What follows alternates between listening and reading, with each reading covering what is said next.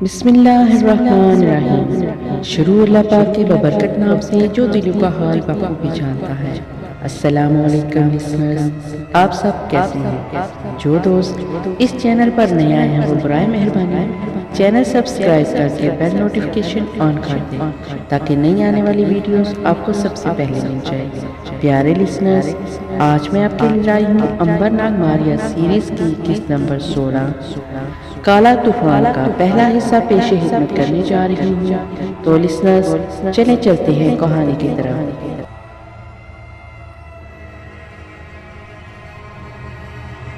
بندرگاہ پر پہنچ کر دونوں دوست ایک سرائے میں جا اترے۔ انہیں معلوم ہوا کہ اگلے روز شام کو ایک بادبانی جہاز وہاں سے سمندر کے راستے ملک سندھ کو روانہ ہو رہا ہے۔ ایک رات سرائے میں قیام کرنے کے بعد انہوں نے گھوڑوں کو ایک سوداگر کے ہاتھ بھیج دیا۔ جہاز کے امیر کو سفر کا کرایہ ادا کیا اور تیسرے پہر جہاز پر آ کر سوار ہو گئے۔ دوسرے مسافر بھی جہاز پر چڑھ رہے تھے۔ سامان لادا جا رہا تھا۔ مزدور بڑے بڑے گٹھڑے اٹھائے جہاز کے عرشے پر ایک طرف لگا رہے تھے۔ وہاں کافی شور مچا ہوا تھا۔ عنبر اور ناگ عرشے کے تختے پر قالین بچھا کر بیٹھ گئے اور باتیں کرتے ہوئے مسافر کو تکنے لگے۔ ہر قسم کے مسافر سوار ہو رہے تھے۔ کوئی حبشی تھا، کوئی مصری تھا، کوئی قبطی تھا اور کوئی چینی تھا۔ عورتیں بچے بھی جہاز پر سوار ہو رہے تھے۔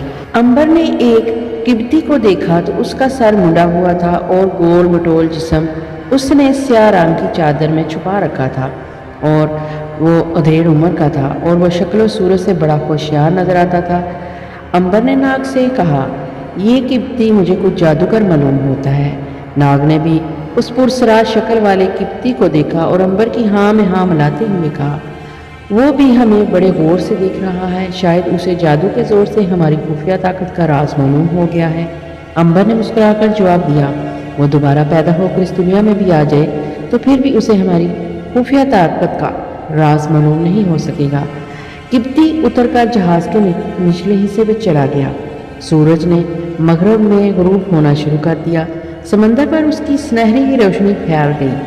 جہاز کے امیر نے بغل بجوا کر جہاز کے چلنے کا پہلا اعلان کر دیا۔ مسافروں میں تیزی آ گئی۔ نیچے سے مسافر جلدی جلدی اوپر چڑھنے لگے۔ مزدوروں میں بھی پھرتی آ گئی۔ جہاز کا کپتان یعنی امیر ایک داڑھی والا بوڑھا شخص تھا جس کے چہرے کا رنگ سمندری ہواؤں کی مار کھا کھا کر گہرا سانولا ہو گیا تھا۔ اس نے عرشے کے تختے پر چل پھر کر لوگوں کو جلدی جلدی اپنے اپنے ٹھکانوں پر بیٹھ جانے کے لیے کہا۔ جب سورج کا سنہری تھال سمندر میں ڈوبنے لگا تو ملاحوں نے لکڑی کے مستول سے لپٹے ہوئے بادبانوں کو کھولنا شروع کر دیا، جن رسیوں سے جہاز کو بندرگاہ کے ستونوں کے ساتھ کس کر باندھا گیا تھا انہیں کھول کر جہاز کے اوپر اچھال دیا گیا۔ بادبانوں کے کھلتے ہی ان میں ہوا بھرنا شروع ہو گئی۔ جہاز کی روانگی کا بغل بچا دیا گیا۔ اس کے ساتھ ہی جہاز نے ساحل سے ہٹنا شروع کر دیا۔ جو لوگ اپنے اپنے عزیزوں کو چھوڑنے آئے تھے وہ ہاتھ ہلانے لگے۔ جہاز پیچھے ہٹتا چلا گیا۔ اس زمانے کے جہاز اتنے تیز رفتار نہیں ہوتے تھے، پھر بھی اگرچہ ہوا تیز ہوتی تو وہ بڑی تیزی سے آگے بڑھا کرتے تھے۔ ہوا معمول سے تھوڑی سی تیز تھی، چنانچہ جہاز تھوڑی ہی دیر میں بندرگاہ سے دور نکل کر کھلے سمندر میں آ گیا۔ یہ خلیج فارس کا سمندر تھا جو اس زمانے میں بھی کافی خراب تھا، یعنی ہر موسم میں وہاں لہریں اچھلتی رہتی تھیں۔ جہاز کا کپتان بڑا ماہر اور تجربہ کار تھا۔ وہ جہاز کو بڑی ہموار رفتار کے ساتھ کھلے سمندر میں لے گیا۔ سورج غروب ہو چکا تھا اور سمندر پر رات کے سائے پھیل رہے تھے۔ دیکھتے ہی دیکھتے رات ہو گئی اور سمندر پر ہر طرف اندھیرا چھا گیا۔ جہاز پر چراغ اور مشلیں روشن ہو گئی۔ عنبر اور ناگ نیچے کھانا کھانے چلے گئے۔ کھانے کی بڑی سی لکڑی کی میز پر مسافر بیٹھے کھانا کھا رہے تھے۔ یہ دونوں دوست بھی ایک طرف ہو کر بیٹھ گئے۔ انہوں نے مچھلی اور ابلے ہوئے چاول منگوائے اور باتیں کرتے ہوئے مزے سے کھانے لگے۔ اتنے میں وہاں وہ پرسرار قبطی بھی آ گیا۔ شاید جان بوجھ کر وہ عنبر اور ناگ کے قریب آ کر بیٹھ گیا۔ تینوں نے ایک دوسرے کو کن اکھیوں سے دیکھا اور خاموش رہے۔ قبطی نے مسکرا کر پوچھا، میرے بچوں، تم کہاں تک سفر کر رہے ہو؟ ناگ نے کہا، ہم ملک سندھ کی طرف جا رہے ہیں۔ قبطی نے خوشی کا اظہار کرتے ہوئے کہا، میں بھی وہی جا رہا ہوں۔ خوب کٹے گا سفر، لیکن آپ لوگ کس شہر سے آ رہے ہیں؟ گیل سے، عنبر نے کہا۔ اس شہر پر خدا کا قہر نازل ہوا ہے، وہ تو سارے کا سارا تباہ ہو گیا ہے۔ پہلے زلزلے نے برباد کیا اور پھر پانی کا سیلاب اسے اپنے ساتھ بہا کر لے گیا۔ اچھا ہوا کہ تم لوگ جان بچا کر بھاگ آئے، वहाँ के बादशाह ने एक बुजुर्ग हस्ती के साथ जुल्म किया था। उसका अंजाम इससे भी बुरा होता तो मुझे अफसोस न होता। अंबर ने बातों में पूछा कि आप सौदागरी करते हैं? किप्ती मुस्कुराया और कहने लगा, तुम्हारा अंदाज़ा सही है। मैं हीरे जवाहरात की तजारत करता हूँ और सिंध शहर वाराणसी के राजा के यहाँ कीमती जवाहरात लेकर जा रहा हूँ। अंबर ने कहा, मालूम होता है कि आपने जवाहरात की तजारत नई शुरू की है, क्योंकि एक तजर्बाकार माहिर सौदागर जहाज़ पर सफ़र करते हुए कभी किसी अजनबी को नहीं बताता कि उसके पास हीरे जवाहरात है। किप्ती जोर से हंसा और अपनी पुरस्कार नस्वारी आंखें समेट कर बोला, मेरे बच्चे, तूने बिल्कुल ठीक कहा है। एक तजर्बाकार सौदागर कभी ये गलती नहीं करता, लेकिन मैं आम सौदागरों से ज़रा मुख्तलिफ सौदागर हूँ। नाग ने पूछा, वो कैसे? किप्ती ने कहा, वो ऐसे कि मैं एक माहिर सपेरा भी हूँ। जिस मर्तबान में मेरे हीरे जवाहरात पड़े हैं, उसी मर्तबान में एक बेहद जहरीला सांप उनकी हिफाजत कर रहा है। नाग चौकन्ना हो गया तो गोया ये किप्ती सपेरा भी है और मर्तबान में किसी जहरीले सांप को बंद करके साथ ले जा रहा है। अंबर कहने लगा, क्या आपको सांपों की ज़्यादा पहचान है या हीरे जवाहरात की? जितनी पहचान मुझे हीरे जवाहरात की है, उससे ज़्यादा पहचान मुझे सांपों की है। सांप को मैं दूर से पहचान लेता हूँ ये किस नस्ल और किस मुल्क का सांप है। नाग ने पहली बार पलकें झपकाकर कहा, बहुत खूब। किप्ती बोला, क्या मैं पूछ सकता हूँ कि आप लोग क्या काम करते हैं और मुल्क सिंध किसके यहाँ जा रहे हैं? अंबर ने राजदारी से काम लेते हुए कहा, हम कपड़े के सौदागर हैं और सिंध में हमारे जाने का मकसद वहाँ पर ये देखना है कि क्या कपड़े की सौदागरी वहाँ हो सकती है। किप्ती ने कहा, बखूदार, कपड़े की तजारत हर मुल्क में हो सकती है।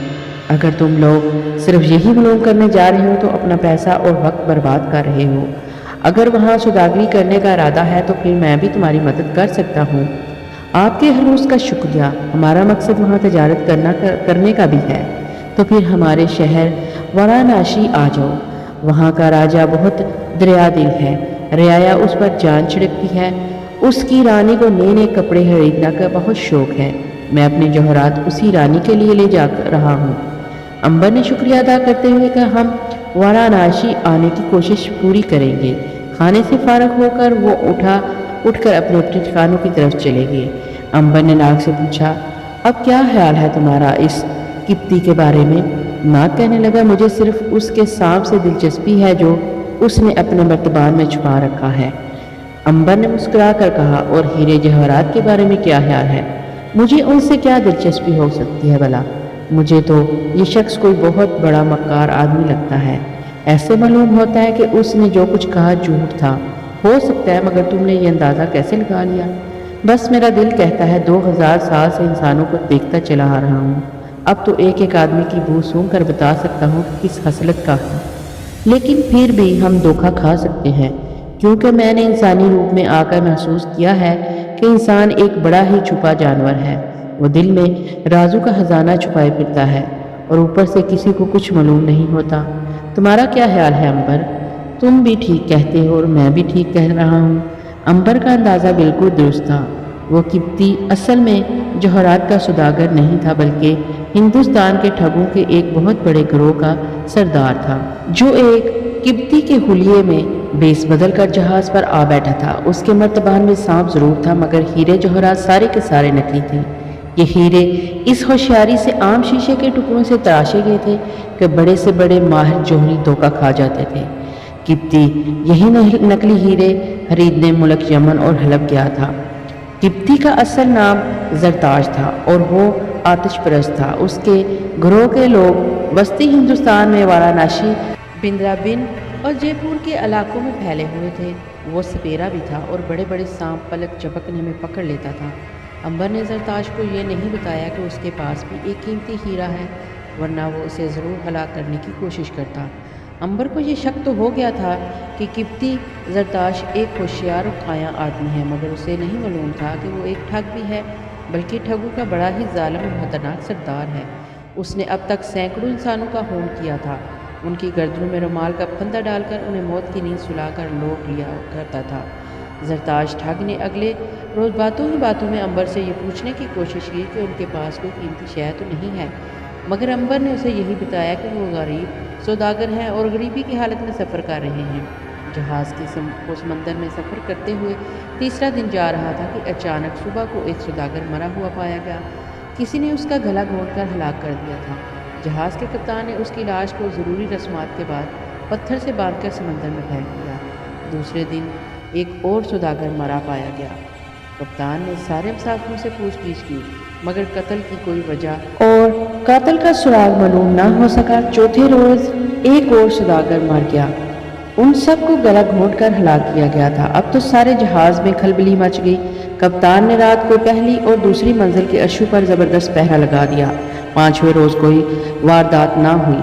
अंबर और नाग भी बहुत हैरान थे कि ये कौन शख्स है जो जहाज पर लोगों को हलाक कर रहा है। मुसीबत ये थी कि कत्ल के बाद किसी को भी ये पता ना चल सकता था कि जो कत्ल हुआ उसके सामान से कौन सी कीमती शय चोरी हो गई है।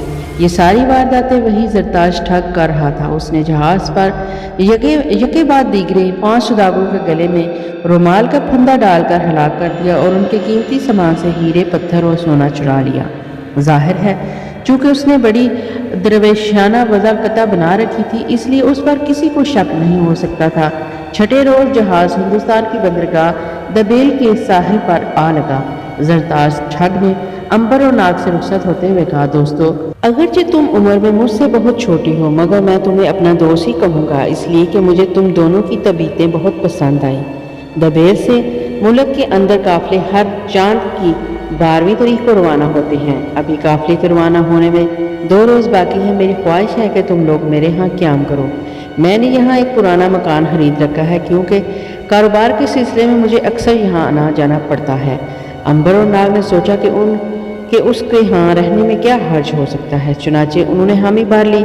जरताज ठग ने दोनों को साथ लेकर दबेल के एक उजाड़ से इलाके में बने हुए एक वीरान से एक मंजिला कच्चे मकान में आ गया। यहाँ दीवारों पर मकड़ियों ने जाले बुन रखे थे।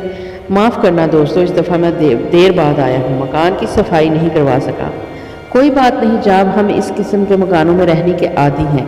शुक्रिया, इसीलिए मैं तुम लोगों की आदतें बड़ी पसंद करता हूँ।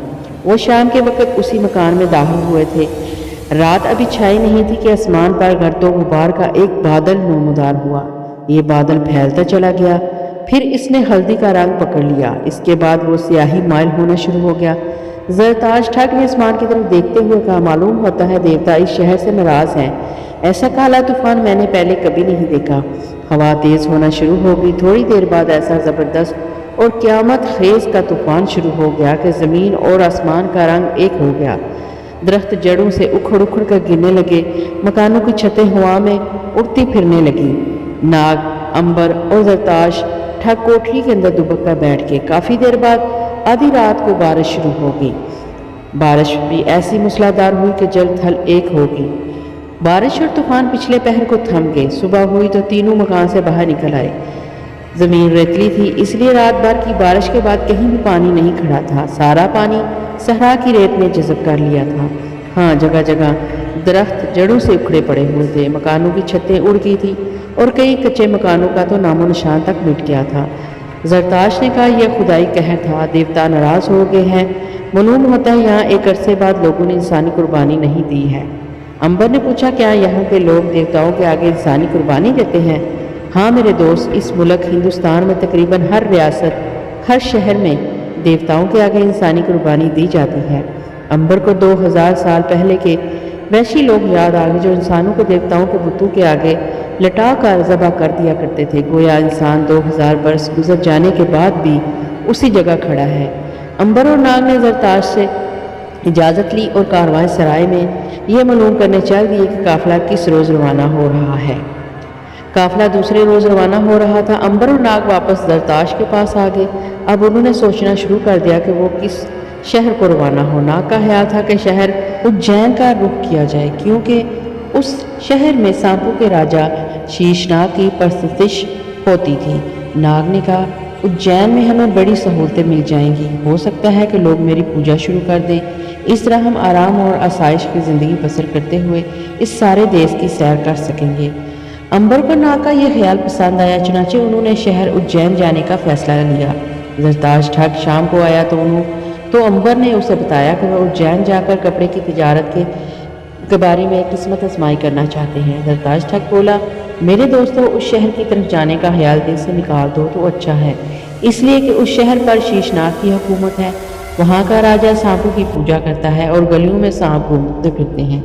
یہ سانپ وہاں کے لوگوں کو تو کچھ نہیں کہتے، مگر باہر سے آئے ہوئے آدمی کو وہ ڈس لیتے ہیں۔ ناگ اور عنبر ہنسنے لگے۔ زرتاج ٹھگ نے کہا تم ہنس رہے ہو، کیا تمہیں اپنی زندگی سے پیار نہیں ہے؟ ناگ نے کہا ہم نے ہمیشہ خطروں میں رہ کر زندگی بسر کی ہے، ہمیں یہ بات پسند ہے، اسی لیے ہم نے سانپوں کے شہر کو چنا ہے۔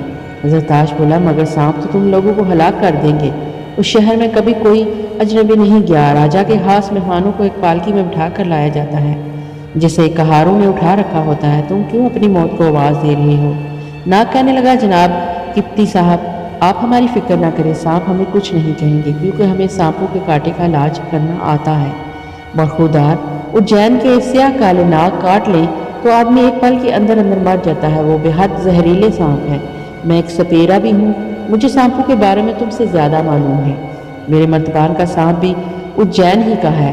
ناگ ہنسنے لگا کس قدر بے خبر آدمی ہے یہ۔ قبطی زرتاش بھی، اسے معلوم ہی نہیں تھا کہ وہ ایک ایسے انسان سے بات کر رہا ہے جو خود سانپ ہے، بلکہ سانپوں کا شہزادہ ہے، دنیا کے تمام سانپ اس کے غلام ہیں کیونکہ 200 برس کی زندگی گزارنے کے بعد اس میں اتنی طاقت پیدا ہو گئی تھی کہ وہ سانپ سے جو شکل چاہے اختیار کر لے۔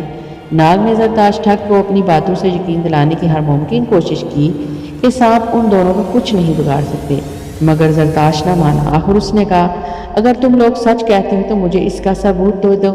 وہ کیسے؟ ناگ نے پوچھا۔ زرتاج نے کہا وہ ایسے کہ میرے اس مرتبان میں اجین شہر کا ہی ایک انتہائی خطرناک سانپ موجود ہے، تم میں سے کوئی اس سانپ کو پکڑ کر دکھائے، اگر تم نے مرتبان میں ہاتھ ڈال کر سانپ کو باہر نکال لیا اور اس کے ڈسنے سے زندہ رہے تو میں مان جاؤں گا کہ تم سچ مچ بہت بڑے سانپوں کے ماہر ہو، نہیں تو تمہیں میری بات تسلیم کرنی پڑے گی کہ میں تم لوگوں سے زیادہ عقل مند اور ماہر سپیرا ہوں۔ عنبر نے کہا مجھے منظور ہے۔ زرتاج نے ناگ کی طرف اشارہ کر کے پوچھا اور تمہیں؟ ناگ نے مسکرا کر کہا مجھے بھی منظور ہے، تو پھر میرے ساتھ اندر آؤ۔ زرتاج ٹھگ جو کہ ایک ماہر اور تجربہ کار سپیرا بھی تھا دونوں کو لے کر کوٹری میں آ گیا۔ اس نے چارپائی کے نیچے ہاتھ ڈال کر مرتبان باہر نکالا اور اسے درمیان میں رکھ دیا، مرتبان کے اوپر کپڑا بندھا ہوا تھا۔ زرتاج نے مرتبان کو زور سے انگلی ماری تو اندر سے سانپ کی بڑی خوفناک شوکر سنائی دی۔ زرتاج نے مسکرا کر عنبر اور ناگ کی طرف دیکھا اور کہا مجھے تمہاری جوانی پر رحم آ رہا ہے، اب بھی وقت ہے، اپنی شرط واپس لے لو اور مان لو کہ جو کچھ میں کہتا ہوں وہ سچ ہے۔ عنبر نے کہا ہرگز نہیں۔ زرتاج بولا یاد رکھو یہ بڑا ہی زہریلا سانپ ہے، اس کا ڈسا پانی نہیں مانگتا، اس کے ڈستے ہی تمہارا رنگ سیاہ پڑ جائے گا اور سارا جسم پھٹ کر ٹکڑے ٹکڑے ہو جائے گا۔ ناگ کہنے لگا ہم علاج کر لیں گے، کوئی سانپ ہمارا کچھ نہیں بگاڑ سکتا۔ بہت اچھا برخودار، یہ بتاؤ پہلے کون مرتبان کے اندر ہاتھ ڈالے گا؟ عنبر نے کہا پہل میں کروں گا، یہ لو مرتبان تمہارے سامنے پڑا ہے، اسے کھولو اور اندر ہاتھ ڈال کر سانپ کو باہر نکالو۔ عنبر نے مرتبان کی طرف ہاتھ بڑھایا، زرتاج کے ماتھے پر پسینہ آ گیا کیونکہ اسے پورا یقین تھا کہ مرتبان کے اندر ہاتھ ڈالتے ہی سانپ اسے ڈس لے گا اور وہ ایک پل میں مر جائے گا۔ عنبر نے مرتبان کے منہ پر بندھا ہوا کپڑا اتار دیا۔ زرتاج نے آخری بار منع کیا برخودار ابھی بھی وقت ہے، باز آ جاؤ اور مجھے اپنا استاد تسلیم کر لو۔ عنبر نے مسکرا کر کہا میں آپ کو یہ تماشا دکھا کر رہوں گا، موت کو تماشا نہ کہو، تم مر جاؤ گے، موت میرے لیے تماشا ہی بن چکی ہے، آپ فکر نہ کریں۔ اور دوسرے ہی لمحے عنبر نے مرتبان کے اندر ہاتھ ڈال کر زہریلے اور سیاہ سانپ کو کمر سے پکڑ کر باہر نکال لیا۔ سانپ نے زور سے پھنکار ماری اور عنبر کے ہاتھ پر ڈس دیا۔ زرتاج کی آنکھوں میں خوف چھلکنے لگا، اسے یقین ہو گیا کہ ابھی وہ گرے گا اور اس کا سارا جسم سیاہ پڑ جائے گا اور کھال جگہ جگہ سے پھٹنی شروع ہو جائے گی، مگر وہ یہ دیکھ کر حیران رہ گیا کہ عنبر سانپ کے ڈسنے کے جانے کے باوجود اسی طرح تخت پر بیٹھا مسکرا رہا ہے۔ اس نے سانپ کو گردن سے پکڑ کر کہا کیوں جناب قبطی صاحب، اگر آپ اجازت دیں تو آپ کے زہریلے سانپ کو ہلاک کر دوں، آپ نے دیکھا کہ اس نے پوری طاقت سے مجھے ڈسا ہے۔ زرتاج ٹھگ حیرت سے عنبر کو دیکھ رہا تھا، وہ کوئی دم میں عنبر کے گر کر مر جانے کی امید لگا کر بیٹھا ہوا تھا، مگر عنبر اسی طرح جیتا جاگتا مسکرا رہا تھا۔ نہیں دوست، یہ بڑا قیمتی سانپ ہے، اسے ہلاک مت کرنا، اسے واپس مرتبان میں ڈال دو۔ عنبر نے سانپ کو واپس مرتبان میں ڈال دیا۔ اب ناگ کی باری تھی۔ زرتاج نے مرتبان کے منہ پر کپڑا باندھ دیا اور عنبر کے ہاتھ اس جگہ سے دیکھا جہاں سانپ نے ڈسا تھا۔ وہاں سانپ کے دانتوں کا پورا نشان پڑا ہوا تھا، مگر خلاف معمول کوئی چھالا نہیں پڑا تھا۔ زرتاش کے لیے زندگی کا یہ ایک حیرت انگیز تجربہ تھا، کیونکہ امبر نے کوئی دوائی بھی نہیں لگائی تھی۔ وہ ابھی بھی حیران ہی ہو رہا تھا کہ ناگ نے آگے بڑھ کر مرتبان کے منہ سے کپڑا ہٹا دیا۔ زرتاش چونک کر اس کی طرف دیکھنے لگا۔ اس نے کہا، برخوردار، تمہارے ساتھی کی قسمت اچھی تھی کہ بچ گیا، اب تم اپنی جان خطرے میں نہ ڈالو۔ یہ سانپ اس قدر زہر سے بھرا ہے کہ یہ ایک ہی وقت میں 7 آدمیوں کو کاٹ کر ہلاک کر سکتا ہے۔ ناگ نے مسکرا کر کہا، جناب سپیرا صاحب، آپ کی اجازت ہو تو میں سانپ کو ہاتھ میں ڈال کر باہر نکال لوں۔ اگر تم مرنا ہی چاہتے ہو تو میں تمہیں روکنے والا کون ہوتا ہوں، لیکن برخوردار، اس سانپ کو نہ ہی چھیڑو تو اچھا ہے، کیونکہ مجھے تمہاری موت سر پر کھڑی نظر آ رہی ہے۔ ناگ نے پہلی بار کپتی کی آنکھوں میں آنکھیں ڈال کر دیکھا۔ ایک پل کے لیے کپتی سہم کر رہ گیا۔ اسے کچھ ایسا لگا جیسے کوئی سرخ آنکھوں والا ناگ اس کی جانب ٹکٹکی باندھے دیکھ رہا ہے، مگر اس نے فوراً ہی سر کو جھٹکا دیا اور سوچا کہ بھلا یہ نوجوان ناگ کیسے ہو سکتا ہے۔ ناگ نے مسکرا کر کہا، اجازت ہے۔ کپتی زرتاش ٹھگ کی اجازت ملتے ہی ناگ نے مرتبان کے اندر ہاتھ ڈال کر سانپ کو پکڑا اور باہر نکال لیا۔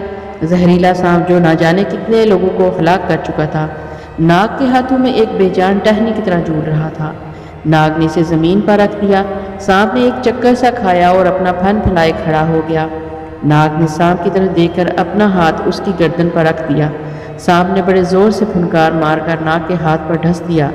کپتی بڑا خوش ہوا، کیونکہ اسے یقین تھا کہ اب وہ سانپ کے زہر سے نہ مر سکے گا، مگر ناگ اسی طرح کھڑا مسکراتا رہا۔ اب سانپ پر غشی کی حالت طاری ہو گئی تھی۔ اس کا پھن سکڑ گیا اور وہ زمین پر کنڈلی مار کر بیٹھ گیا۔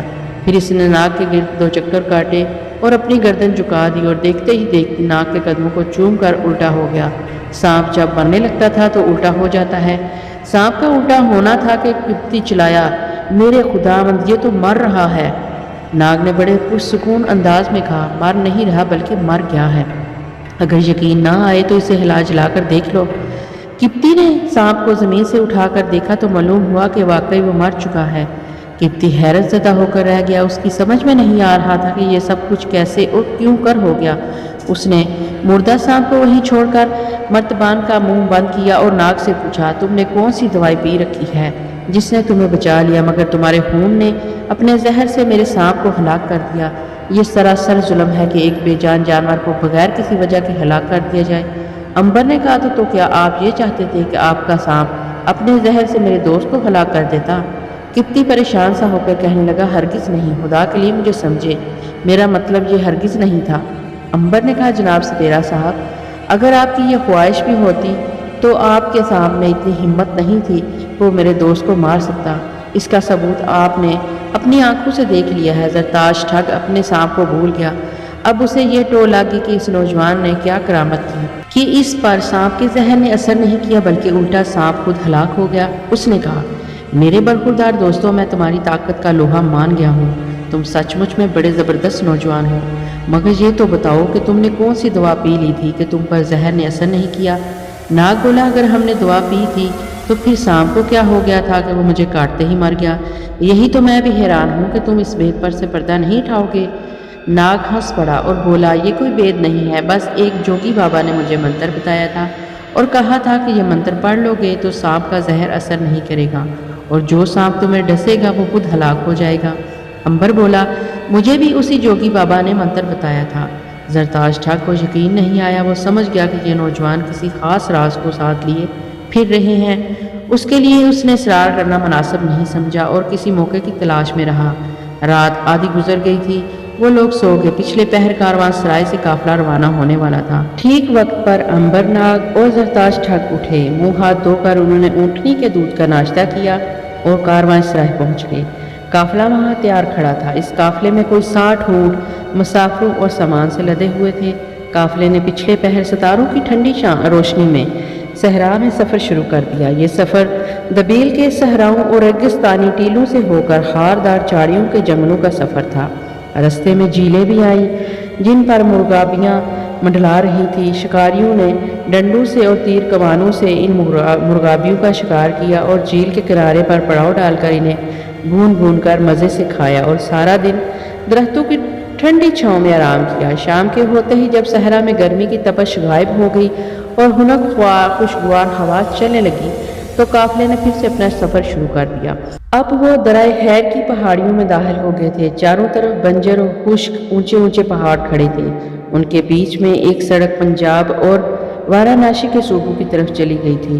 وارانسی میں زرتاش ٹھگ کو رک جانا تھا اور اس سے 2 روز کے سفر پر اجین شہر میں امبر اور ناگ کو جانا تھا۔ ماریا کی شادی کی تیاریاں زور و شور سے ہو رہی تھی۔ ادھر امبر اور ناگ قافلے کے ساتھ سانپ کے مندروں کے شہر اجین کی طرف جا رہے تھے، اور ادھر سندھ کے شہر دبیل میں دولت مند سوداگر کے محل میں ماریا کو شادی کے لیے تیار کیا جا رہا تھا۔ جو جو شادی کا دن قریب آ رہا تھا، ماریا پریشان ہوتی جا رہی تھی۔ وہ ہرگز دولت مند بوڑھے سوداگر سے شادی نہیں کرنا چاہتی تھی۔ اس کی زندگی کی سب سے بڑی خواہش رہی تھی کہ وہ جس طرح سے بھی ہو سکے اپنے دونوں بھائی امبر اور ناگ سے جا کر مل لے، لیکن اسے نہ تو ناگ کی کچھ خبر تھی اور نہ امبر کی۔ اس کے لیے شادی کے بڑے قیمتی جوڑے تیار ہو رہے تھے۔ ماریا نے کسی بہانے سے کنیز کو اپنے کمرے میں بلایا اور کہا، اچھی بہن، کیا تم اس وقت میری مدد کرو گی جب یہ لوگ مجھے برباد کر دیں گے؟ پیاری بہن، تم نے تو وعدہ کیا تھا کہ تم مجھے سوداگر کی غلامی سے بچا لو گی، کیا تم اپنا وعدہ پورا نہیں کرو گی؟ کنیز نے آہستہ سے کہا، ماریا بہن، میں اپنا وعدہ نہیں بھولی، میں نے تم سے جو وعدہ کیا تھا اسے ضرور پورا کروں گی، تم فکر نہ کرو، میں نے پورا بندوبست کر لیا ہے، صرف 2 دن کی کسر ہے۔ جس شخص کے ساتھ تمہیں یہاں سے خفیہ طور پر روانہ کرنا ہے وہ پرسوں یہاں میرے پاس پہنچ رہا ہے۔ ماریا نے کہا، کیا وہ آدمی بھروسے کا ہے پیاری بہن؟ کہیں وہ مجھے دھوکے سے کہیں اور تو نہیں لے جائے گا؟ کنیز نے مسکرا کر کہا، ایسا نہیں ہو سکتا ماریا، جو شخص تمہیں یہاں سے نکال کر لے جائے گا وہ میرا چھوٹا بھائی ہے۔ دریا سندھ کے کنارے یہاں سے دور ایک گاؤں میں اس کا اپنا مکان ہے اور وہ اپنے بچوں کے ساتھ وہاں کھیتی باڑی کرتا ہے۔ میں نے اسے سب کچھ سمجھا دیا ہے، وہ تمہاری پوری مدد کرے گا۔ ماریا کو کچھ تسلی ہوئی۔ اس نے کہا، کیا وہ پرسوں یہاں پہنچ جائے گا؟ ہاں، اس کے ایک ملازم نے مجھے اطلاع دی ہے کہ وہ پرسوں یہاں پہنچ رہا ہے۔ وہ میرے ہاں نہیں ٹھہرے گا، میں نے اسے اپنے ہاں آنے سے منع کیا تھا۔ وہ شہر سے باہر ایک پرانی اور گمنام سی کاروان سرائے میں اتر کر آئے گا۔ میں یہاں سے خفیہ طور پر تمہیں ساتھ لے کر وہاں پہنچ جاؤں گی۔ اچھا، اب میں جاتی ہوں، تم پوری تیاری کر لینا، پرسوں رات کو یہاں سے ہم نکل جائیں گے۔ بہت بہتر پیاری بہن۔ کنیز چلی گئی تو ماریا کی جان میں جان آئی۔ اسے بے حد خوشی ہوئی تھی کہ وہ اس ظالم بوڑھے کھسٹ سیٹھ کے پنجے سے نکل رہی تھی جس نے اسے ہمیشہ کے لیے گھر میں قید کر رکھنے کی سازش کر رکھی تھی۔ وہ بڑی بےتابی سے اس روز کا انتظار کرنے لگی جس روز کنیز کے بھائی نے شہر میں داخل ہونا تھا۔ آخر وہ شام آ گئی۔ کنیز ماریا کے بالوں میں پھولوں کے ہار گوندنے کے بہانے اس کے کمرے میں داخل ہوئی۔ اس نے ماریا کو بتایا کہ اس کا بھائی پہنچ گیا ہے۔ ماریا کا چہرہ خوشی سے چمک اٹھا۔ اس کی نجات کا دن قریب آ گیا تھا۔ اسے آزادی ملنے والی تھی۔ جس گھڑی کا اسے مدت سے انتظار تھا وہ آ گئی تھی۔ اس نے خوش ہو کر پوچھا، کیا تم سچ کہہ رہی ہو کنیز؟ کنیز نے ادھر ادھر دیکھ کر کہا، مجھے تمہارے سامنے جھوٹ بولنے کی کیا ضرورت ہے بھلا؟ بس اب تم تیار رہنا، آج رات سو مت جانا۔ آدھی رات کو جب ہر طرف خاموشی ہوگی اور اندھیرا چھا رہا ہوگا میں تمہیں بلانے آ جاؤں گی، ٹھیک ہے نا؟ ہاں بالکل ٹھیک ہے، ماریا نے خوش ہو کر کہا۔ میں آج کی رات ہرگز نہیں سوؤں گی، بلکہ اگر نیند آ بھی گئی تو ٹھنڈے پانی سے غسل کر لوں گی اور جاگتی رہ کر تمہاری راہ دیکھوں گی۔ مگر تم ضرور پہنچ جانا میری اچھی بہن، میں آدھی رات کے بعد تمہارے کمروں میں ہوں گی۔ اب میں جا رہی ہوں، وہاں کسی کو شک پڑ سکتا ہے تو ہمارے سارے کیے کرائے پر پانی پھر جائے گا۔ خدا حافظ، آدھی رات کے بعد ملیں گے، خدا حافظ، ضرور ملیں گے۔ کنیز چپکے سے باہر نکل گئی۔ ماریا رات کو وہاں سے نکل بھاگنے کی تیاری کرنے لگی اور کنیز محل سے نکل کر اس سرائے کی طرف چل پڑی جہاں اس کا بھائی آ کر ٹھہرا ہوا تھا۔ یہ ایک ویران اور اجاڑ سرائے تھی جو دریائے سندھ کے کنارے ایک غیر آباد سی جگہ پر بستی سے دور واقع تھی۔ ایک نظر دیکھنے سے یوں محسوس ہوتا تھا جیسے اس میں بھوت پریت کا بسیرا ہو۔ معلوم ہی نہیں ہوتا تھا کہ یہاں کوئی مسافر بھی اترا ہوگا۔ سرائے کی جانب اونٹ درخت کے ساتھ باندھا ہوا تھا۔ یہ کنیز کے بھائی کا اونٹ تھا۔ اس نے اپنے بھائی کے اونٹ کو پہچان لیا اور سرائے کے اندر چلی گئی۔ ایک بوڑھے آدمی نے جو بینچ پر بیٹھا دلیا کا پیالہ سامنے رکھے اونگ رہا تھا، کنیز کو بتایا کہ اس کا بھائی دوسری طرف اپنی تلوار کی میان کو صاف کر رہا ہے۔ کنیز اس طرف گئی تو اس نے مسکرا کر اپنی بہن کی طرف دیکھا اور کہا، کیا ہمارا شکار تیار ہے؟ کنیز نے کہا، بالکل تیار ہے، مگر تمہیں رات کو بڑی ہوشیاری کے ساتھ محل کے پچھواڑے آنا ہوگا۔ نوکر چاروں طرف پہرہ داری دیا کرتے ہیں۔ اگر کسی نے تمہیں دیکھ لیا تو مصیبت آ جائے گی، کیونکہ وہ سب تمہیں پہچانتے ہیں۔ انہیں معلوم ہے کہ تم میرے بھائی ہو، تم دیکھ لیے گئے تو سوداگر سیٹھ مجھے جان سے مار دے گا۔ کنیز کے بھائی نے کہا فکر نہ کرو بہن، میں منہ سر چھپا کر آؤں گا، مجھے کوئی بھی نہیں پہچان سکے گا، تم ماریا کو تیار رکھنا۔ ماریا تیار ہوگی۔ دوسری بات یہ ہے کہ اس سے لے کر واپس سرائے میں مت آنا، وہیں سے سفر پر روانہ ہو جانا اور ماریا کو بستی والی پرانی حویلی میں بند کر دینا۔ ایسا ہی ہوگا۔ کنیز نے پوچھا کیا تم نے بغرال سے بات کر لی ہے؟ ہاں، بغرال 10,000 اشرفیوں میں ماریا کو خریدے گا، اس میں سے 5,000 اشرفیاں تمہاری ہوں گی اور 5,000 میری ہوں گی۔ کیوں، ٹھیک ہے نا؟ بالکل ٹھیک ہے۔ ویسے اگر تم مجھے 1,000 اشرفیاں زیادہ دے دیتے تو اچھا تھا۔ وہ کیوں؟ اس لیے کہ ماریا میں نے تمہیں لا کر دی ہے، وہ ایک نوجوان عورت ہے، فروخت کرنے کے لیے ایسی کنیز بہت کم ملا کرتی ہے۔ کوئی بات نہیں، میں تمہیں 500 اشرفیاں زیادہ دے دوں گا۔ کہو اب تو خوش ہو بہن۔ کنیز اب خوش ہوگی۔ بیٹھے بٹھائے اس نے 5,500 سونے کی اشرفیاں کما لی تھی۔ اتنی رقم تو وہ ساری عمر بھی سیٹھ کی خدمت کرتے رہی تو نہیں مل سکتی تھی۔ اس نے سوچ رکھا تھا کہ اشرفیاں مل گئی تو وہ اس شہر کو چھوڑ کر کسی دوسرے شہر چلی جائے گی اور وہاں مزے سے اپنا مکان بنوا کر باقی زندگی بسر کرے گی۔ اسے یہ معلوم نہیں تھا کہ انسان برائی کر کے اچھی زندگی بسر نہیں کر سکتا، گناہ کا بدلہ اسے ضرور ایک دن ملتا ہے۔ سرائے سے نکل کر کنیز چپکے سے واپس سوداگر کے محل میں آ گئی۔ آدھی رات سے کافی پہلے کنیز ماریا کے کمرے میں کھانا لے کر گئی تو اس نے ماریا کو بالکل تیار پایا۔ اس نے سفر کے کپڑے پہن رکھے تھے اور پاؤں میں جوتے بھی تھے، حالانکہ اس سے پہلے وہ صرف سینڈل میں گھوما پھرا کرتی تھی۔ ماریا نے کنیز کی طرف مسکرا کر دیکھا اور پھر سرگوشی میں پوچھا میں بالکل تیار ہوں بہن، میں بھی تم سے یہی پوچھنے آئی تھی۔ میں اب اپنے ساتھ صرف 4 کپڑوں کے علاوہ اور کچھ نہیں لے جا رہی، یہ میرے اپنے کپڑے ہیں، سوداگر کے سارے کپڑے زیورات جوہرات میں یہی چھوڑے جا رہی ہوں۔ بہت اچھا کر رہی ہوں، لیکن اگر تھوڑے بہت ہیرے جوہرات ساتھ کر بھی لو تو کوئی حرج نہیں، آخر تم نے سوداگر کی بہت خدمت کی ہے، کیا تمہارا اتنا بھی حق نہیں کہ تم تھوڑا بہت زیور اپنے ساتھ لے کر چلی جاؤ؟ تمہارا حق ضرور ہے، اس لیے میری مانو اور یہ چیزیں اپنے ساتھ لے جاؤ۔ ماریا کا بالکل خیال نہیں تھا، لیکن کنیز کے کہنے پر وہ راضی ہو گئی۔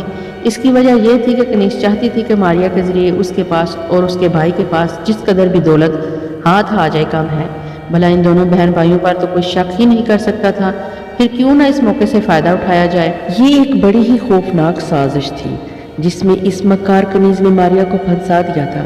بیچاری ماریا یہی سمجھ رہی تھی کہ اس کے ساتھ بھلائی کی جا رہی ہے، مگر اسے بالکل معلوم نہیں تھا کہ بھلائی کے بیس میں اس کی زندگی برباد کی جانے والی ہے۔ کنیز ماریا کو تیار رہنے کا کہہ کر چلی گئی۔ ماریا نے شمع گل کر دی، کمرے میں اندھیرا چھا گیا۔ وہ بستر پر آنکھیں کھول کر لیٹ گئی اور کنیز کے آنے کا انتظار کرنے لگی۔ دوسری طرف کنیز چپکے سے اپنی کوٹری سے نکلی اور ایک خفیہ دروازے سے نکل کر محل کے پیچھے آ کر چھپ کر کھڑی ہو گئی۔ وہ اونچے نیچے ریگستانی ٹیلوں کی طرف دیکھ رہی تھی۔ آسمان پر ستاروں سے ہلکی نیلی روشنی پھیلی ہوئی تھی۔ اس روشنی میں اسے ایک اونٹ کا سایہ ابھرتا نظر آیا۔ اس کا ڈاکو بھائی ماریا کو اغوا کرنے آ گیا تھا۔ کنیز نے شمع جلا کر اوپر اٹھائی اور پھر نیچے کر کے بجھا دی، گویا یہ اشارہ تھا بے فکر ہو کر چلے آؤ، ہر شے تیار ہے۔ ڈاکو بھائی اونٹ پر سوار ریت کے ٹیلوں پر سے ہوتا ہوا محل کے پچھواڑے پہنچ گیا۔ کنیز نے آگے بڑھ کر اسے کہا کہ وہ ٹیلے کے پیچھے اونٹ کے ساتھ چھپ کر بیٹھ جائے۔ ڈاکو بھائی اونٹ کو لے کر ٹیلے کے پیچھے چھپ کر بیٹھ گیا۔ کنیز جلدی سے محل کے دروازے سے گزر کر ویران نیم روشن برآمدوں میں سے دبے پاؤں ہوتی ہوئی ماریا کے کمرے میں پہنچ گئی۔ ماریا تیار بیٹھی تھی۔ کنیز نے سرگوشی میں کہا کیا تم تیار ہو ماریا؟ ماریا نے بھی سرگوشی میں آہستہ سے کہا ہاں بہن۔ پھر میرے پیچھے پیچھے چلی آؤ، خبردار تمہارے پاؤں کی آواز بالکل سنائی نہ دیں، نہیں تو کہ سب کی یہ کرائے پر پانی پھر جائے گا۔ فکر نہ کرو بہن، میں بڑی احتیاط سے چلوں گی۔ ماریا بستر سے اٹھی، اس نے اپنے ارد گرد چادر لپیٹی اور کنیز کے پیچھے پیچھے چلتی ہوئی خوابگاہ سے نکل کر راہداری اور وہاں سے نکل کر برآمدے میں سے ہوتی ہوئی سیڑھیاں اتر کر محل کے خفیہ دروازے پر آ گئی۔ دروازہ کھلا ہوا تھا مگر اس کے دونوں کواڑ بند تھے۔ کنیز نے آہستہ سے دروازہ کھول دیا اور اندھیرے میں ماریا کو باہر آنے کا اشارہ کیا۔ ماریا کنیز کے ساتھ باہر آ گئی۔ کنیز اسے ساتھ لے کر ریت کے اس ٹیلے کے پاس آ کر رک گئی جہاں اس کا ڈاکو بھائی چھپ کر بیٹھا ہوا تھا۔ یہاں ایک لمحے کے لیے ماریا کا دل زور زور سے دھڑکا۔ اسے خیال ہوا کہیں اس کے ساتھ ایک بار پھر دھوکہ تو نہیں کیا جا رہا۔ اس نے یہ بات کنیز سے نہیں کہی کیونکہ ماریا کو کبھی خواب میں بھی یہ خیال نہیں آ سکتا تھا کہ وہ کنیز اس کے ساتھ دھوکہ کرے گی۔ جس نے اسے اپنی بہن کہا ہے، مگر اس بیچاری غم کی ماری بولی باری لڑکی کو کیا معلوم تھا کہ یہ دنیا بھیڑیوں اور لومڑیوں سے بڑی بڑی ہے۔ وہ بڑی سادگی سے کنیز کے ساتھ ساتھ چل رہی تھی، جو وہ کہہ رہی تھی وہی کر رہی تھی۔ کنیز نے ٹیلے کے پاس کھڑی ہو کر آہستہ سے کہا، بھائی۔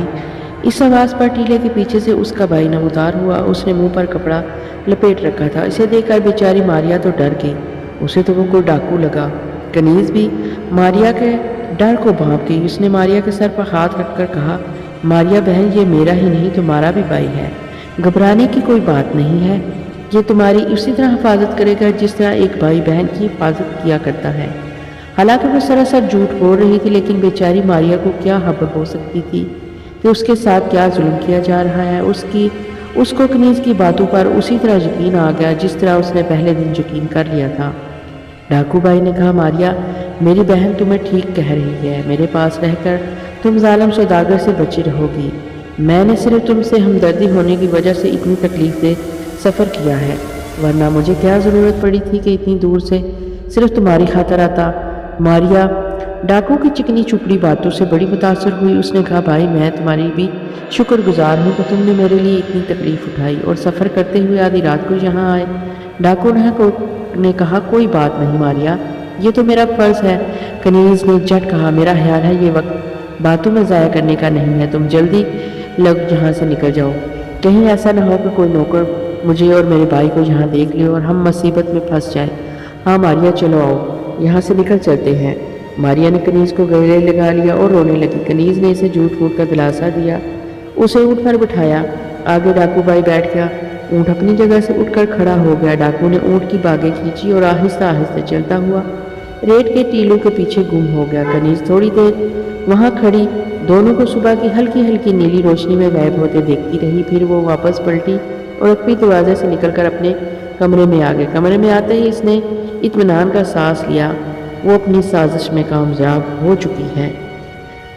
زرتاش ٹھگ عنبر ناگ قافلے کے ساتھ سفر پر چلے جا رہے تھے۔ اس زمانے کے پنجاب کے زرخیز میدانوں اور دریاؤں میں سے گزر کر وہ دریائے جمنا کے کنارے پہنچ گئے۔ یہاں دریا کے ایک کنارے قافلے نے پڑاؤ ڈال لیا۔ رات ہو گئی تھی اور قافلے کے سردار کا خیال تھا کہ صبح کے وقت دریا عبور کیا جائے، کیونکہ اس علاقے میں ٹھگوں کی بھرمار تھی۔ وہ راتوں کو قافلے لوٹ لیا کرتے تھے۔ ویسے بھی ان میدانوں میں صحراؤں والی گرمی نہیں تھی اور دن کو دھوپ میں بڑی آسانی سے سفر کیا جا سکتا تھا۔ کسی کو یہ معلوم نہیں تھا کہ اس علاقے کے ٹھگوں کا سردار زرتاش اسی قافلے میں سفر کر رہا ہے۔ شام کو کھانا کھانے کے بعد زرتاش کسی سے ملنے کا بہانہ بنا کر قافلے سے چلا گیا۔ عنبر اور ناگ نے اس پر شک نہ کیا، کیونکہ دریا پار وارانسی کی بستی آباد تھی اور یہ سارا علاقہ زرتاش ٹھگ کے دوستوں اور جاننے والوں کا تھا۔ زرتاش ٹھگ گھوڑے پر سوار ہو کر قافلے کے پڑاؤ سے شمال مشرق کی طرف دریا کے کنارے چلتا گیا۔ کافی دور آگے جا کر دریا کے کنارے جنگل شروع ہو گیا۔ زرتاش اسی جنگل میں داخل ہو گیا۔ گھوڑے کو ایک جگہ باندھ کر اس نے الو کی بولی بولی۔ دوسری طرف ایک پہاڑی ٹیلے کی جانب سے بھی اس کے جواب میں الو کی آواز سنائی دی۔ زرتاش ٹیلے کی طرف بڑھنے لگا۔ جب وہ ٹیلے کے دامن میں پہنچا تو وہاں ایک ویران محل کے کھنڈر تھے۔ اس کھنڈر کے باہر اسے ایک ٹھگ اکڑو بیٹھا نظر آیا۔ زرتاش نے قریب جا کر کہا، طفیل آ گیا ہے۔ یہ ہندوستان کے ٹھگوں کا خفیہ فقرہ تھا جس سے وہ ایک دوسرے کو پہچانتے تھے۔ اس آدمی نے سر اٹھا کر کہا، طفیل اندر بیٹھا ہے۔ زرتاش کھنڈر کے اندر داخل ہو گیا۔ کھنڈر کی سیڑھیاں ٹوٹی ہوئی تھیں۔ سیڑھیاں اترنے کے بعد وہ ایک بڑے کمرے میں آ گیا جہاں بہت سے ٹھگ سفید پگڑیاں باندھے چٹانوں پر نیم اندھیرے میں بیٹھے ہوئے تھے۔ انہوں نے زرتاش کو دیکھا تو سب کے سب اٹھ کھڑے ہوئے۔ زرتاش نے ہاتھ کے اشارے سے کہا، بیٹھ جاؤ اور میری بات غور سے سنو۔ پھر اس نے بتایا کہ ملک شام سے ایک قافلہ ابھی جمنا کے کنارے آ کر رکا ہے۔ اس قافلے میں کچھ امیر سوداگر سفر کر رہے ہیں جن کے پاس بڑے قیمتی ہیرے جواہرات ہیں۔ ایک ٹھگ نے کہا، وہ یہاں سے کتنے فاصلے پر ہے؟ زرتاش نے کہا، یہاں سے تھوڑے ہی دور اوپر کی طرف دریا کے کنارے ان کا ڈیرا لگا ہوا ہے۔ میں چاہتا ہوں کہ آج رات کسی وقت ان میں سے امیر سوداگروں کا خاتمہ کر دیا جائے اور ان کے سارے ہیرے جواہرات کو لوٹ لیا جائے۔ ٹھگوں نے ایک زبان ہو کر کہا، ہم تیار ہیں سردار، آپ حکم کریں، مگر یہ بتاؤ کہ ہمیں کیسے معلوم ہوگا کہ ان میں سے کون سے سوداگر ہیں؟ اس کی نشانی یہ ہوگی کہ میں جاتے ہی کسی طرح چھپ کر قافلے کے امیر سوداگروں کے سرہانے سرخ نشان لگا دوں گا۔ ٹھیک ہے سردار، ہم صبح ہونے سے پہلے پہلے وہاں پہنچ جائیں گے۔ ٹھیک ہے، اب میں جاتا ہوں، کہیں ان لوگوں کو مجھ پر شک نہ پڑ جائے، اس لیے صبح ہونے سے پہلے پہلے وہاں پہنچ جانا چاہتا ہوں۔ یہ کہہ کر زرتاج ٹھگ گھوڑے پر سوار ہو کر اسے سر پر دوڑاتا ہوا واپس قافلے میں آ گیا۔ امبر اور ناگ سو رہے تھے۔ زرتاج ٹھگ ایک ٹکڑا سرخ ریشم کا لے کر اس کے کئی ٹکڑے کیے اور انہیں جنڈی بنا کر ہر امیر سوداگر کے سرہانے گاڑ دیا۔ اس کام سے فارغ ہو کر وہ چپکے سے امبر اور ناگ کے قریب آ کر زمین پر لیٹ گیا۔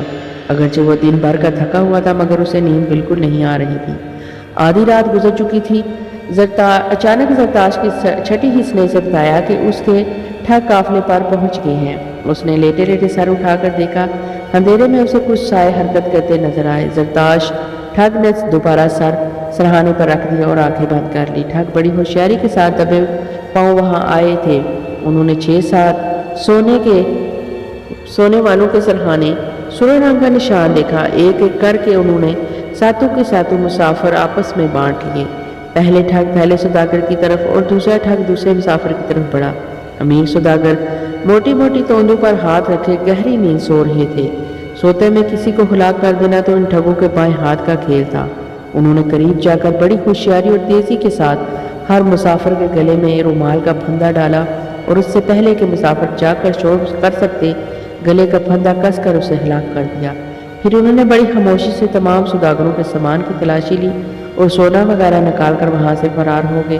کسی کو کانوں کان خبر نہ ہوئی کہ ٹھگ 7 آدمیوں کو ہلاک کر کے ان کا قیمتی سامان لوٹ کر وہاں سے فرار ہو چکے ہیں۔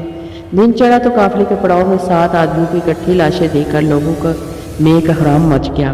کسی کے سمجھ میں نہیں آ رہا تھا کہ یہ کیا ماجرا ہے۔ اکٹھے 7 آدمی ہلاک کر دیے گئے، ان کا قیمتی سامان لوٹ لیا گیا تھا۔ قافلے کے سردار نے لاشوں کا معائنہ کیا تو اسے معلوم ہوا کہ سب کو گلا گھونٹ کر ہلاک کیا گیا ہے۔ اس پر چونک کر امبر نے ناگ کی طرف دیکھا اور کہا، ناگ، یہ کام بنارسی ٹھگوں کا ہے۔ شہر بنارس اور ارد گرد کا بہت وسیع علاقہ ان ٹھگوں سے بھرا ہوا ہے۔ ناگ بولا، تو کیا یہاں کی حکومت ان ٹھگوں کو گرفتار نہیں کر سکتی؟ زرتاج نے مسکرا کر کہا، اجی غریب کو کون پوچھتا ہے، یہاں کی حکومتیں تو ریاستوں کی حکومتیں ہیں، کسی کو کیا پڑی ہے کہ ان خونخوار وحشی ٹھگوں سے مقابلہ کرے؟ یہ ٹھگ تو یہاں کے چپے چپے پر پھیلے ہوئے ہیں۔ قافلہ سردار نے 7 لاشوں کو وہیں دریا کی مچھلیوں کے سپرد کر دیا۔ قافلے کے باقی لوگ خدا کا شکر ادا کرنے لگے کہ وہ بچ گئے تھے۔ اب دن نکل آیا تھا اور مسافروں نے رسیوں کے ایک مضبوط پل کے سہارے دریا کو عبور کرنا شروع کر دیا۔ دریا پار پہنچ کر زرتاج ٹھگ نے امبر اور ناگ سے کہا، اچھا دوستو، میں تو اب تم سے جدا ہو جاؤں گا، کیونکہ ریاست وارانسی کی سرحد یہاں سے شروع ہو جاتی ہے۔ تم لوگوں کے ساتھ بڑا اچھا سفر کٹا، اگر زندگی رہی تو پھر ضرور ملیں گے۔ امبر نے کہا، ہم اجین جا رہے ہیں، اگر کبھی تمہارا وہاں سے گزر ہوا تو ضرور آنا۔ زرتاج ٹھگ بولا، میں کوشش کروں گا۔ قافلہ شہر اجین کی طرف روانہ ہو گیا اور زرتاج ٹھگ وارانسی کی طرف چل دیا۔ جب قافلہ اس کی نگاہوں سے اوجھل ہو گیا تو اس نے گھوڑے کی بھاگ موڑی اور دریا کنارے سفر کرتا ہوا ایک جگہ سے دریا پار کر کے جنگل میں آ گیا۔ یہاں اسی پرانے محل کے پاس آ کر وہ کھنڈرات میں داخل ہوا۔ سارے ٹھگ مال غنیمت کے لیے اس کا انتظار کر رہے تھے۔ زرتاج نے جاتے ہی سونے کی اشرفیوں اور ہیرے جواہرات سے بھرے ہوئے تھیلے کا منہ کھولا اور دولت سامنے دیکھ کر اس کی آنکھوں میں چمک آ گئی۔ اس نے تھوڑی سی اشرفیاں ٹھگوں میں تقسیم کی اور باقی اپنے جھولے میں رکھ لی۔ پھر وہ ٹھگوں کی طرف دیکھ کر بولا، تم لوگوں نے یہ ڈاکہ بڑی کامیابی سے ڈالا ہے۔ کالی ماتا کی کرپا سے ہم نے اس دفعہ خوب ہاتھ رنگے ہیں۔ میں اپنا حصہ بھی تمہارے سپرد کر کے ریاست وارانسی کے راجا کے پاس جا رہا ہوں۔ گووند، تم میرے بعد سردار ہو، میں بہت جلد واپس آنے کی کوشش کروں گا۔ گووند ٹھگ نے اٹھ کر کہا، سردار، میں آپ کے بعد ہر بات کا پورا خیال رکھوں گا۔ زرتاج ٹھگ جنگل میں سے نکل کر وارانسی کی طرف روانہ ہو گیا۔ اب ذرا اس مظلوم ماریا کی بھی خبر لیں کہ اس بیچاری کے ساتھ کیا گزری۔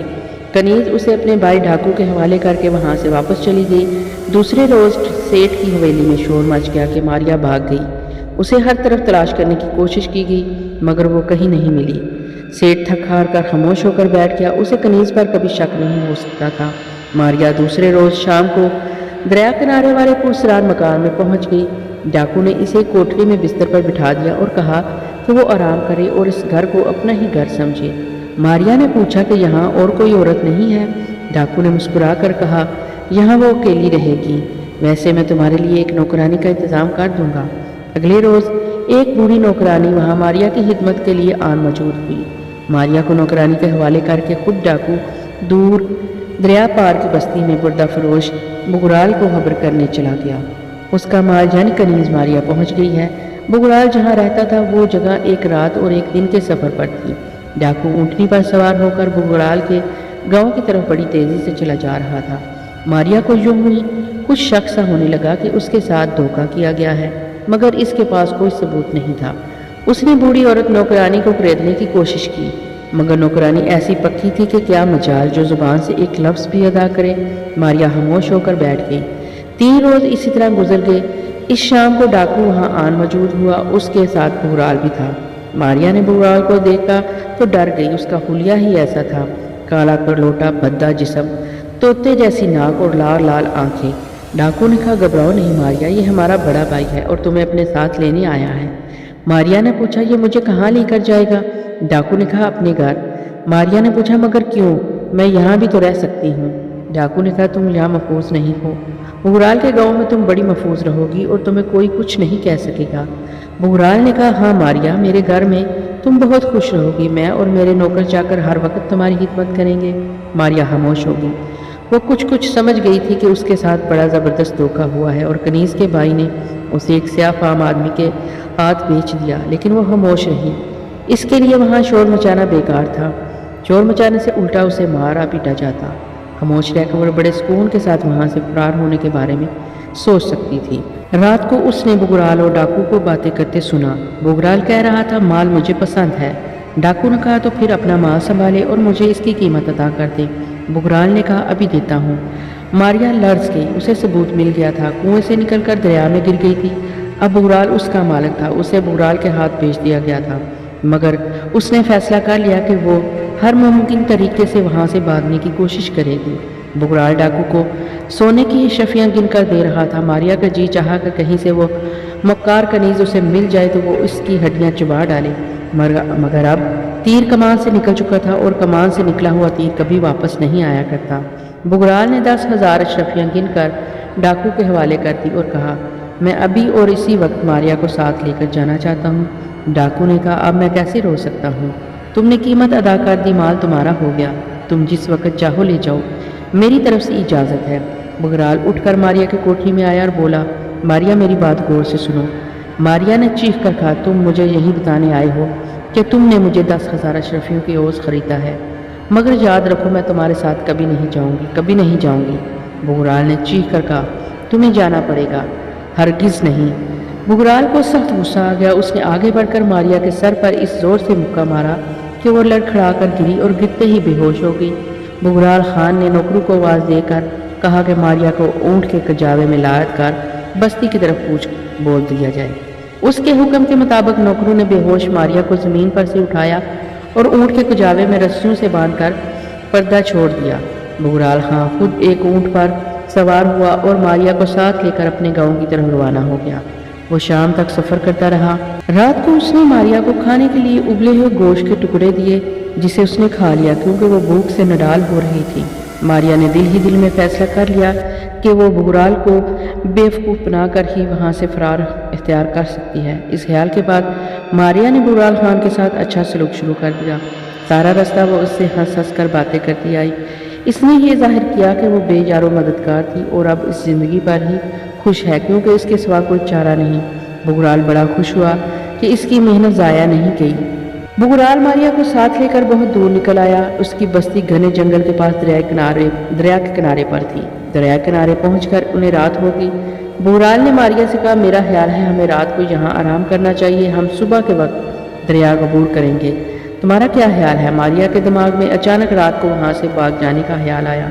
उसने कहा, आपका ख्याल बिल्कुल ठीक है आका, हम रात को यहाँ आराम करते हैं। वैसे भी दरिया चढ़ा हुआ है, दिन की रोशनी में हम बड़ी आसानी से दरिया पार कर लेंगे। रात को खतरा है कि कहीं तूफानी लहरें बहा कर ना ले जाएं। बुगराल ने हंसकर कहा, तुम बड़ी भोली भाली हो। भला बुगराल भी कभी तूफानी लहरों से डरा है? मैंने तो बड़े बड़े तूफानी समुद्रों में छलांगे लगाई हैं।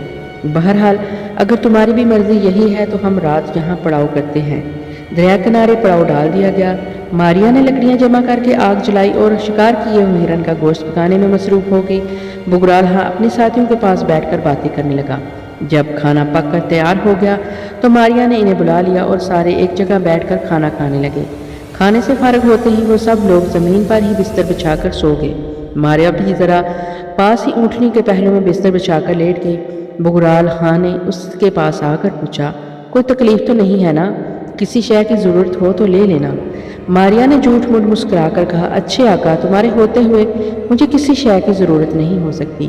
میں بہت خوش ہوں، مجھے کسی شے کی ضرورت نہیں ہے۔ بگرال مسکراتا ہوا واپس اپنے ساتھیوں کے پاس چلا گیا۔ کچھ دیر تک وہ بیٹھے باتیں کرتے رہے اور الاؤ میں آگ جلتی رہی۔ اونٹ بھی جگالی کر رہے تھے۔ پھر انہیں نیند آ گئی اور وہ سب سو گئے، مگر ماریا جاگ رہی تھی۔ اسے نیند نہیں آ رہی تھی۔ آج رات اس نے وہاں سے بھاگ جانے کی سازش تیار کر رکھی تھی۔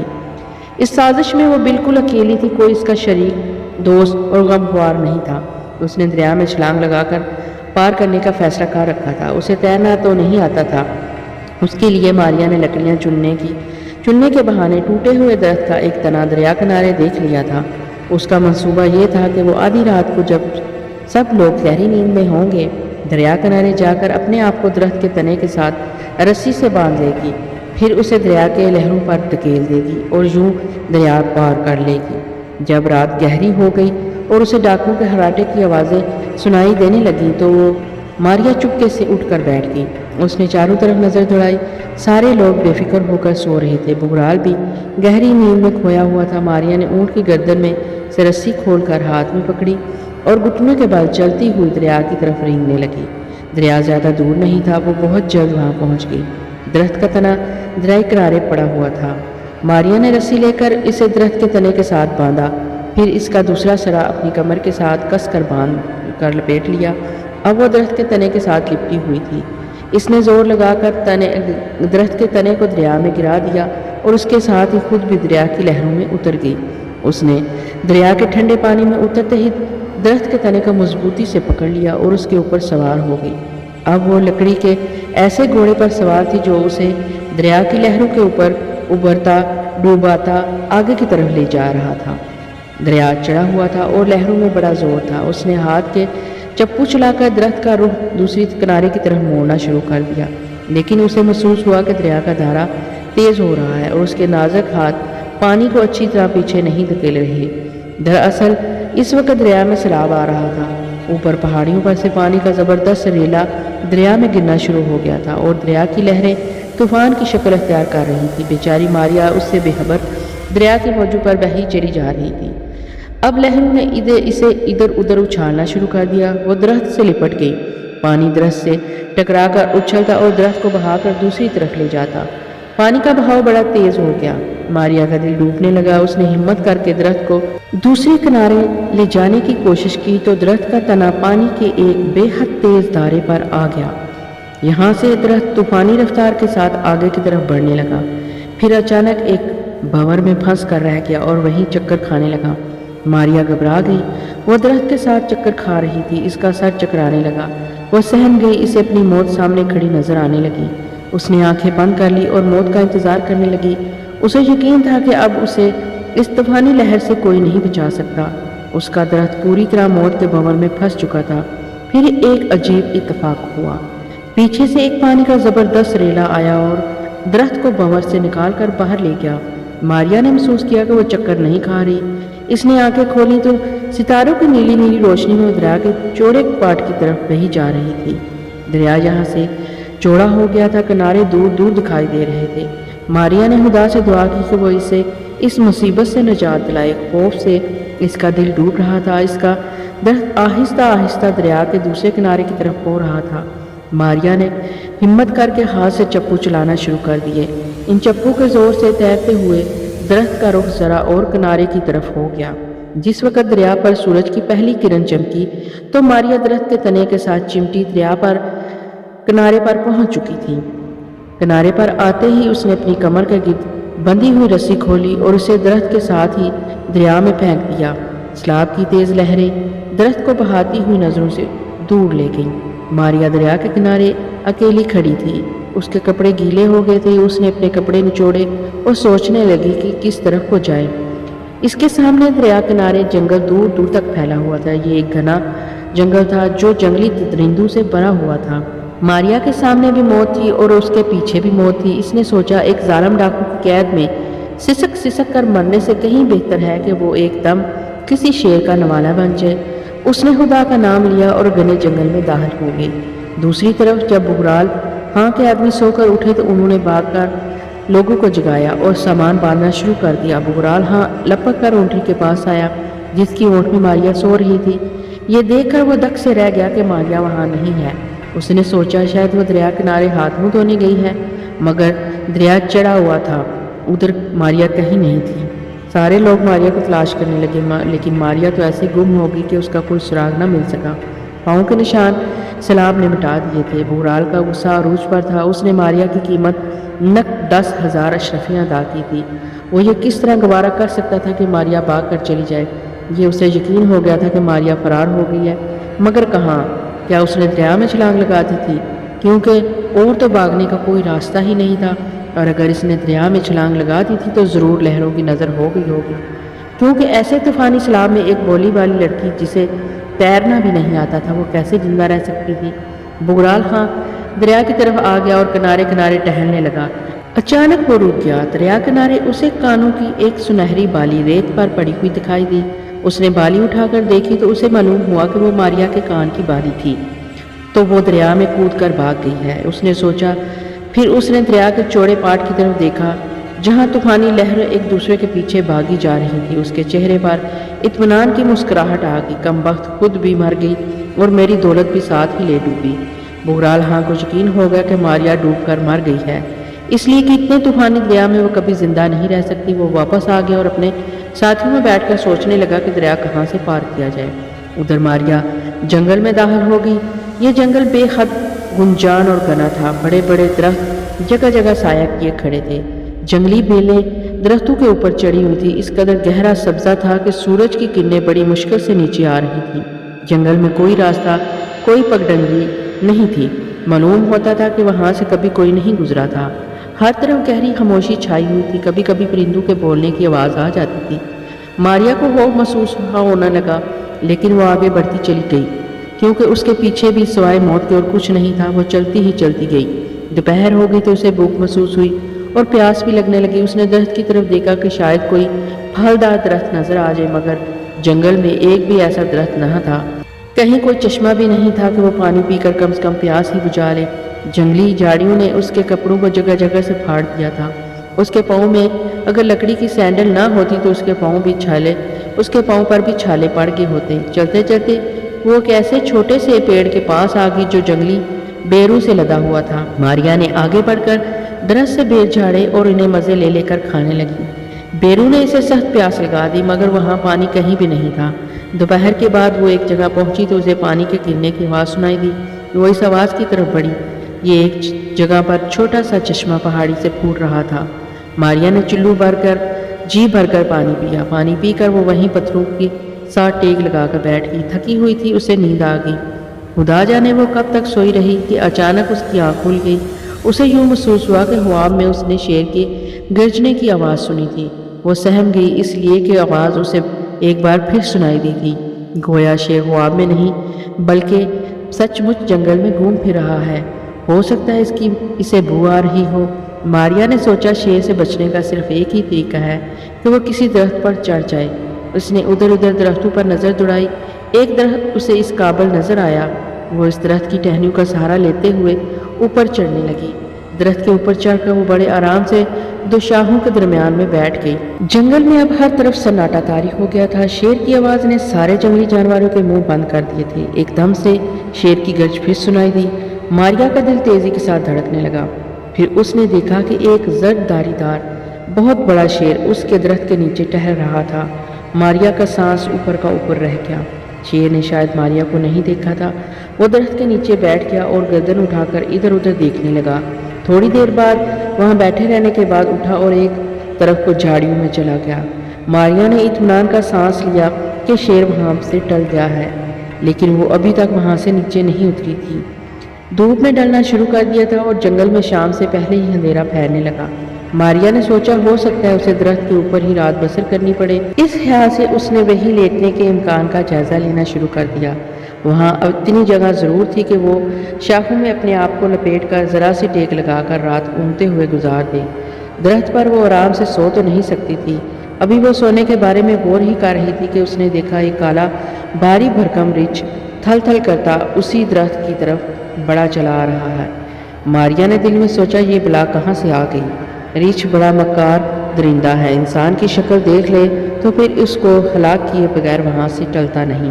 ریچھ نے بھی ماریا کو درخت پر بیٹھے ہوئے دیکھ لیا تھا۔ درخت کے پاس آ کر ریچھ نے الٹی ٹانگوں سے اوپر چڑھنے کی کوشش شروع کر دی۔ ماریا کا دل تو دھک سے رہ گیا، یہ کم بخت ریچھ تو اسے پھاڑ کھائے گا۔ اوپر آ گیا تو وہ اس کے تیز پنجوں سے اپنے آپ کو کبھی نہیں بچا سکے گی۔ ریچھ ابھی درخت کے آدھے تنے تک ہی آیا تھا کہ یکا یک جھاڑیوں کے جانب سے وہی داری دار شیر برآمد ہوا۔ اس نے ریچھ کو درخت پر چڑھتے دیکھا کر وہیں سے چھلانگ لگائی اور ریچھ کو دبوچ کر اپنے ساتھ زمین پر گرا لیا۔ ریچھ پہلے تو گھبرا گیا کہ یہ کیا آسمان سے بلا اس کے اوپر آن گری ہے۔ جب اس نے اپنے سامنے شیر کو دیکھا تو مقابلے میں ڈٹ گیا۔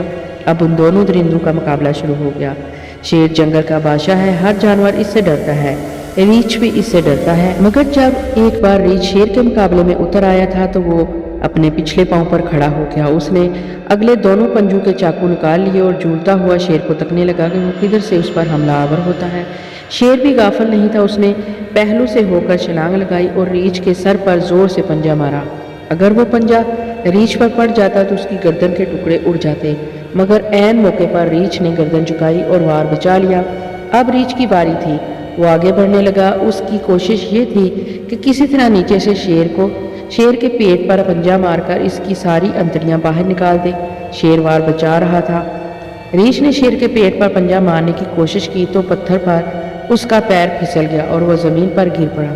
شیر شاید یہی انتظار کر رہا تھا۔ اس نے ریچھ کے اوپر غصے میں گرج کر چھلانگ لگائی اور ریچھ کی گردن پر ایسا پنجہ مارا کہ اس کی گردن ڈھلک گئی۔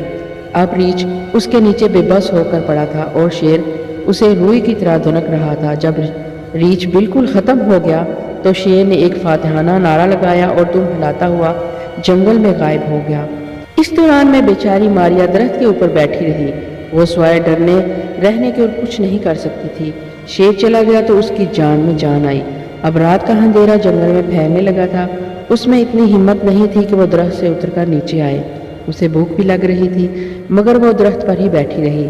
وہیں بیٹھے بیٹھے اسے نیند آ گئی اور وہ سو گئی۔ صبح جب اس کی آنکھ کھلی تو سارے جنگل میں سورج کی روشنی پھیل چکی تھی اور درختوں پر پرندے صبح کے سہانے گیت گا رہے تھے۔ ماریا آہستہ آہستہ نیچے اتر آئی۔ وہاں ریچھ کی لاش ویسے ہی پڑی ہوئی تھی۔ ماریا وہاں سے ہٹ کر جنگل میں ایک طرف کو چل پڑی۔ ایک جگہ اس نے جنگلی پھل کھا کر ندی میں سے پانی پیا اور خدا بھروسے جنگل میں اپنا سفر شروع کر دیا۔ پیارے لسنر، یہاں تک کی کہانی آپ کو کیسی لگی؟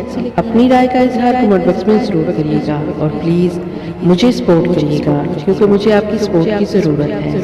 اس کہانی کا اگلا حصہ جلد ہی لے کر آؤں گی۔ تب تک کے لیے اپنی دعاؤں میں یاد رکھیے گا۔ پھر ملیں گے انشاءاللہ۔ اللہ حافظ۔